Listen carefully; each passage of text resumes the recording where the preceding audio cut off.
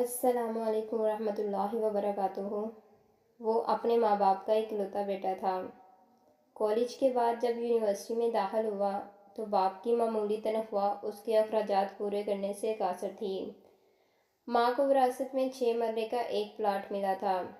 اس کے کاغذات اپنے بیٹے کے حوالے کرتے ہوئے کہا، میرا بچہ پڑھ لکھ کر افسر بنے گا تو ایسے کئی پلاٹ خریدے گا۔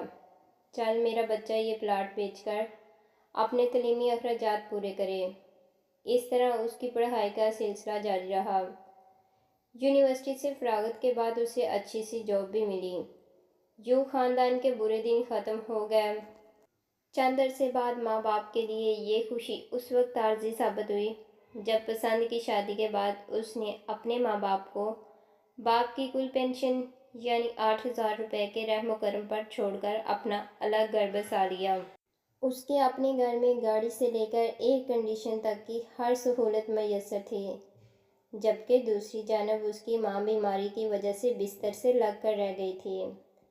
باپ روزانہ آدھا گھنٹہ پیدل چل کر حکیم صاحب سے اس کے لیے تازہ دوا لے کر آتا، جبکہ باقی وقت لوڈ شیڈنگ کی وجہ سے دیسی پنکھے سے اپنی بیوی کے پسینے پونجنے کی ناکام کوششوں میں مصروف رہتا۔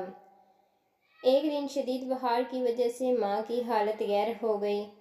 جب ماں کو کھانسی کا دورہ پڑا تو آس پاس کے لوگوں نے اسے ہسپتال پہنچا دیا۔ ڈاکٹر ماں سے کوئی بھی بات پوچھ لیتا، اس کا جواب بس یہی ہوتا تھا، میرا بچہ، میرا بچہ۔ کسی نے جا کر بیٹے کو خبر دی کہ ہسپتال کے بیڈ پر آپ کی ماں زندگی کے آخری لمحات میں آپ کو یاد کر رہی ہے۔ اچانک اس کے قدم گاڑی کی جانب بڑھنے لگے۔ بیوی نے اسے روکنے کی کوشش کی تو اسے دھکا دے کر گاڑی میں سوار ہوا۔ آج اس پر جو کیفیت طاری تھی وہ شاید پہلے کبھی نہیں ہوئی تھی۔ بالآخر وہ ہسپتال پہنچا اور سیدھا اس وارڈ میں وارد ہوا جہاں اس کی ماں موت کی سرحد پر اس کا انتظار کر رہی تھی۔ جب وہ وارڈ میں داخل ہوا تو ڈاکٹر ماں کے علاج میں مصروف تھا۔ اس نے جا کر ماں سے لپٹنے کی کوشش کی۔ جب ڈاکٹر کو معلوم ہوا کہ یہ اس کا بیٹا ہے تو وہ اپنے غصے پر قابو نہ رکھ سکا، کیونکہ ماں باپ کے ساتھ اس کے سلوک کے بارے میں پہلے ہی کسی نے ڈاکٹر کو سب کچھ بتا دیا تھا۔ ڈاکٹر لفظوں کے چھلنی کاٹ دینے والے اسلحے سے اس پر حملہ آور ہوا۔ جب ڈاکٹر ڈانٹ ڈپٹ کی تمام حدیں پار کر چکا تھا تو اچانک ماں کے مردنما وجود میں کچھ حرکت محسوس ہوئی۔ اس نے کانپتے ہاتھوں کے ساتھ ڈاکٹر کا ہاتھ پکڑا اور ان کے لرزتے ہونٹوں نے زندگی کے آخری الفاظ ادا کیے، تم میرے بچے کو کیوں ڈانٹتے ہو؟